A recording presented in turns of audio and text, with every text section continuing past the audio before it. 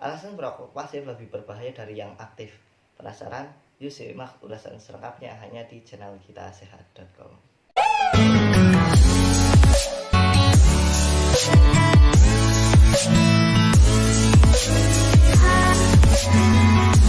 Halo masyarakat sehat, jumpa lagi dengan saya di channel kitasehat.com. Kitasehat.com kali ini akan membahas mengenai topik perokok pasif. Nah, semua tentu tahu bahwasanya merokok adalah kebiasaan yang buruk bagi kesehatan, baik bagi tubuh si perokok maupun orang-orang yang di sekitarnya. Oleh sebabnya ada sebutan perokok aktif dan juga perokok pasif. Perokok aktif adalah orang yang merokok, sedangkan perokok pasif adalah orang-orang yang tidak merokok tetapi menghirup asap rokok dari orang lain. Lalu sebenarnya apa bahaya yang mengintai dari perokok pasif ini? Yuk simak ulasan berikut ini. Ketika seseorang merokok, sebagian besar asapnya itu dilepaskan ke udara sehingga asap tersebut itu dapat dihirup oleh perokok pasif. Nah, meski secara tidak langsung, perokok pasif itu bisa turut serta terkena dampak buruknya juga. Semakin sering terpapar asap rokok, semakin tinggi pula resiko gangguan kesehatan yang mungkin dialami oleh perokok pasif. Nah, dampak kesehatan akibat rokok merupakan masalah yang sering terjadi secara global. Menurut Badan Kesehatan Dunia atau WHO memperkirakan terdapat lebih dari 7 juta kematian terjadi akibat penyakit yang ditimbulkan oleh asap rokok setiap tahunnya. Nah, sekitar 890.000 kasus kematian tersebut terjadi pada perokok pasif di seluruh dunia. Ketika dihembuskan oleh perokok, asap rokok tidak hilang begitu saja. Asap rokok itu bisa bertahan di udara hingga 2,5 jam. Asap rokok akan tetap ada meski tidak terdeteksi oleh indera penciuman maupun indera penglihatan. Hal ini juga berlaku di tempat-tempat tertutup dan yang tidak luas seperti di dalam mobil. Bahkan asap rokok ini masih ada dalam jumlah yang besar meskipun orang tersebut itu telah berhenti merokok. Nah, inilah bahaya jadi perokok pasif. Bukan berarti di sini saya untuk mengajari Anda sebagai perokok pasif untuk merokok, tetapi sebagai perokok pasif usahakan hindari tempat-tempat yang memang banyak orang merokok ataupun ada orang yang merokok gitu.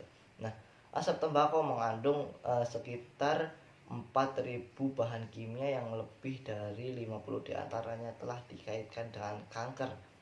Menghirup asap rokok dapat berdampak buruk baik sementara maupun dalam jangka panjang. Terpancing asap rokok dapat menimbulkan gejala seperti mata teriritasi, sakit kepala, batuk, sakit tenggorokan, dan juga pusing. Setidaknya dalam asap rokok itu terkandung beberapa jenis bahan kimia seperti hidrogen cyanida, gas yang sangat beracun yang digunakan dalam senjata kimia dalam pengendalian hama. Benzen yang ditemukan juga dalam bensin, formaldehida atau bahan pengawet yang digunakan untuk membalas mayat, dan juga karbon monoksida atau gas beracun yang ditemukan dalam knalpot mobil.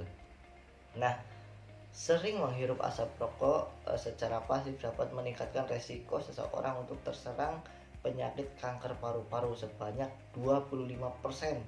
Selain itu, perokok pasif juga meningkatkan resiko penyakit jantung koroner.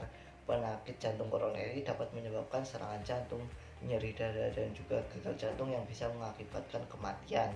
Nah, asap rokok yang dihirup dapat juga menyebabkan adanya pengerasan arteri atau yang disebut dengan arteroklerosis. Hal ini dapat disebabkan oleh lemak, kolesterol, dan zat lainnya seperti bahan kimia pada rokok yang terbentuk di dinding arteri.